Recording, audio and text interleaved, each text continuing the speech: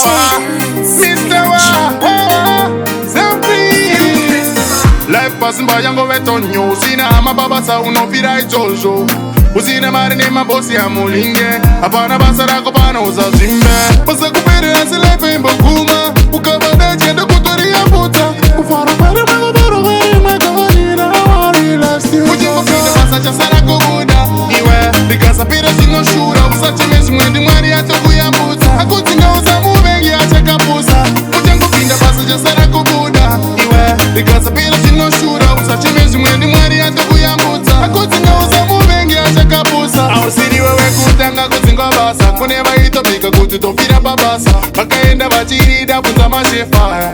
Kupinda nasi mangwana kubuda nizana. Kana iwewe wasarapo. Usazo shaina sandicho. Nilimwezuba uchabuda.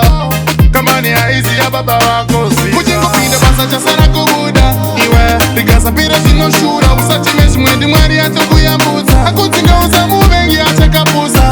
Ujingo pinda basa chasara kubuda. Iwe, bikasa pira sino shura. Usachi meshi mwendi mwari ato kuyambuza. Akutinga usamu bengi acha kapusa. Life passing by yango wetonyo. Usina ama baba sa unofira ijojo. Usina mari ne mabosi ya mulinge. Apana basa rako pana uzazimbe. Pasa kupere nasi life imbo kuma. Ukabada chendo kutori ya puta. Ufara pere mego boro gari mego nina wari last you. Ujingo pide basa chasara kubuda. Iwe, bikasa pire sino shura. Usachi meshi mwendi mwari ato kuyambuta. Akutinga usamu bengi acha kapusa. Ujingo pide basa chasara kubuda. Iwe, bikasa pire sino shura. Usachi meshi mwendi mwari ato kuyambuta. Akutinga usamu bengi acha kapusa. Ausiri wewe kutanga kuzingo basa. Kuneva ito bika kututofira babasa. Bakaenda bachirida punza mashefa.